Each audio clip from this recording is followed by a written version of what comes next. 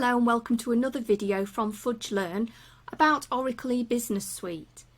In this video I'm going to be switching focus slightly because I'm going to be talking about release 12.2 but in the context of the operational efficiency opportunities that are available and that you may wish to consider having completed an upgrade. Hopefully on upgrading you've gone for one of the most recent versions, either 12.2.9 which came out in August of 2019 or the latest version which is 12.2.10. But don't worry if you haven't, because the online patching capability means that if you find that there's some functionality in a later version that you want to use, then it's much more straightforward to move to that version. So if you've completed your upgrade and you're now thinking about implementing some improvements and some efficiency gains, then where do you start? Well, there certainly is a lot of information out there. Based on my understanding of the new features and functionality in release 12.2 and also having spoken to some of our customers, I believe there are 6 key areas where you can leverage some great operational and process efficiencies. These are the eBusiness Suite mobile app, the iSupplier Portal, Oracle Sourcing, Advanced Collections, Human Resources, and the Enterprise Command Centres, which actually cut across a few different areas. In this video I'm going to be focusing on the iSupplier Portal and Oracle Sourcing. We're going to look at them both because they can be used together to increase process efficiency. So let's take a look at the benefits in more detail. It's a central point for holding and managing supplier data. It also makes it easier to verify supplier information. It can make the supplier onboarding process much easier and much more efficient. So say for example you're an organisation that uses suppliers such as electricians, gas engineers, plumbers, and you need to make sure that those people have got the right certifications, then those suppliers can upload certificates and documents to prove their certifications into the iSupplier portal. There are 2 options for this. You can either have access to a supplier registration process from your own corporate website. So a supplier accesses through your website and then provides all the relevant details to register, or alternatively as part of the supplier onboarding process you can have your supplier with either access to the portal to upload and provide information themselves, or you can enter that information into the iSupplier portal as part of the onboarding and then attach any relevant documents that they've provided. Also, the approvals management engine can be used for managing the approval of changes to supplier information.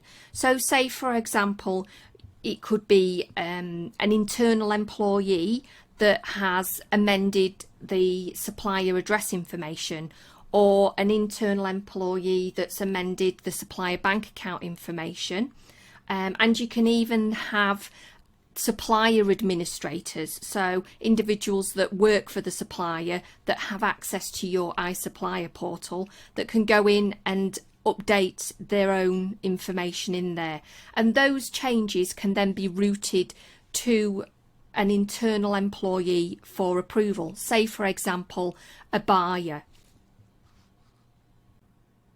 Having a supplier administrator take this kind of action and update their own records really reduces the admin for procurement and payables teams. It also means that as the supplier is taking responsibility to make sure that their information is up to date, then there are less likely to be errors or incorrect information held. Okay, so let's move on and take a look at the iSupplier portal in action.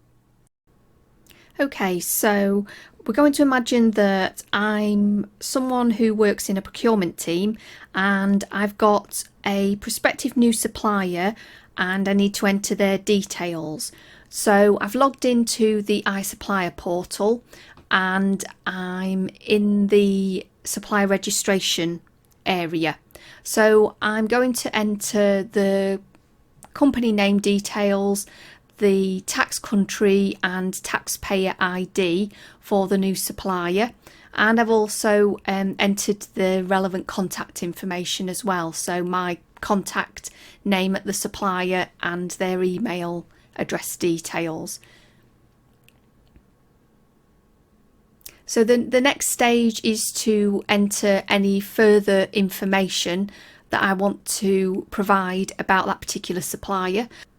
You might notice that under the contact directory section, it's already defaulted the details of the contact that I entered on the previous page, as well as their email address.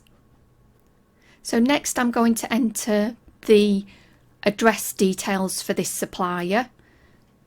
So it's just a case of clicking on create under the address book section. So in here I just enter all the relevant address information and then click on apply. And it returns back to the previous page where you can then see the address information has been populated.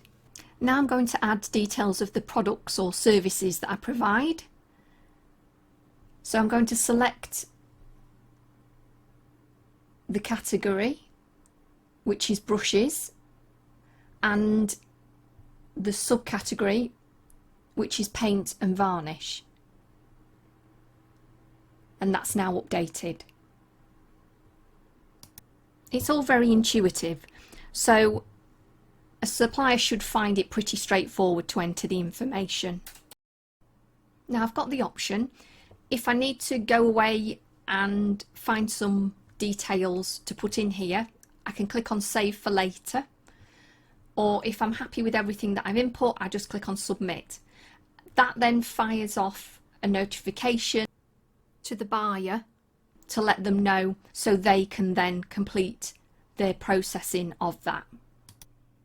So I've logged into Oracle eBusiness Suite as a buyer and I've navigated to the supplier management responsibility, and then from here I go into prospective supplier registrations and I find the supplier registration that's just been completed.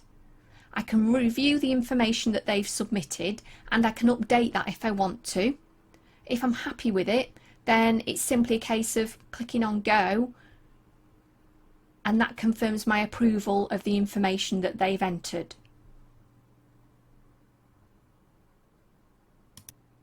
After approval, that supplier is converted into a supplier within Oracle eBusiness Suite and then can be selected and added to a requisition or a purchase order.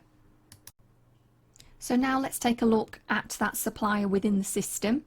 So you can see here they are with their supplier number and the information that was provided in iSupplier Portal has transferred directly into the supplier record, as well as a supplier site being created as well. So all that is done automatically once the approval is actioned. Also, once the approval has happened, a notification is generated to the contact at the supplier to advise them that the registration and onboarding process is completed. This concludes our demo of the iSupplier portal and supplier registration.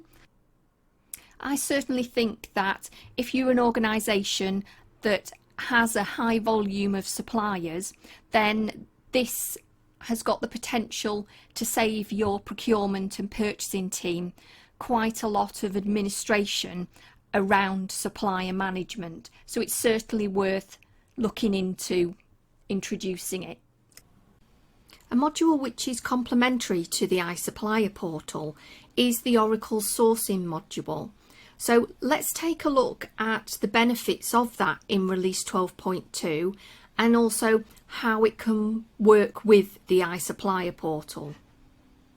Oracle Sourcing is really going to benefit those organisations that procure their goods or services using processes such as invitation to tender or request for proposal, or they may even use auctions.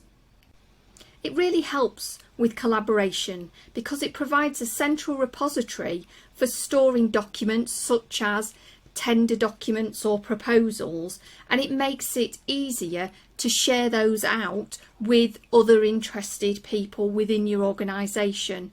So say for example the proposal is around an IT service, then it would make it a lot easier to share the responses with the members of your IT team. Also, if there are changes to the original requirements, then these can be applied easily and then communicated out to each of the interested suppliers. Sourcing works well with the iSupplier portal. It can really help to reduce the amount of admin involved because suppliers can use the portal to submit their bids, and this saves procurement teams from having to rekey information. The Enterprise Command Centre for procurement and its supplier analysis dashboard can also be used in conjunction with Oracle Sourcing. So the dashboard can be used to obtain information about the performance of current suppliers, for example, and that could help to inform the decision making around the sourcing process. It also contains information about the supplier in terms of the spend with that particular supplier, so that could help to give the buyer leverage in terms of negotiating.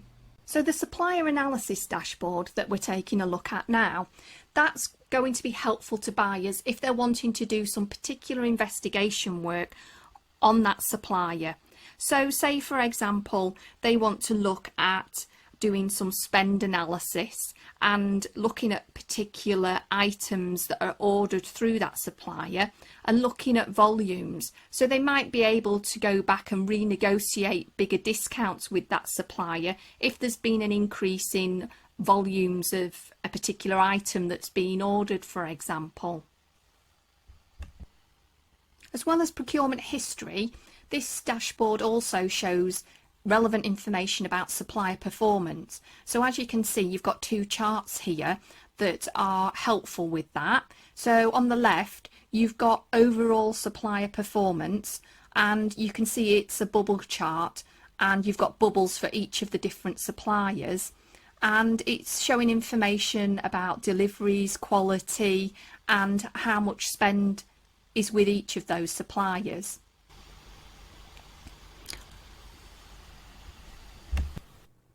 I hope this overview of the Procurement Enterprise Command Centre and its dashboard has been useful.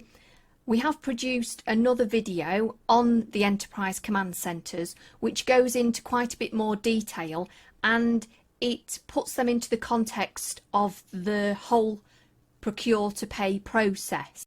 So if you want more detail, then check out that video, which is available on the FudgeLearn website. This slide shows some of the key benefits that can be gained from Release 12.2. And from the perspective of the iSupplier portal and Oracle Sourcing, then I would say that obviously you've got the improved supplier onboarding process, which in turn can help reduce the administrative overhead for procurement teams and buyers, and also the opportunity for process improvement with the Oracle Sourcing functionality that enables the collaboration between organisations and their suppliers, and Tender processes and requests for quotation or proposal are notoriously administrative, and using the Oracle sourcing functionality, where suppliers can upload supporting documents and provide information, then that can really help to reduce the administration in those kind of processes. I hope you found this video useful. If you're interested in finding more information about the Release 12.2 changes or on Oracle eBusiness Suite, then check out our website and also our YouTube channel. You can use this QR code to go straight to our website, and in YouTube, don't forget to click on subscribe and then on the bell, and you'll be the first to hear when we publish more video content.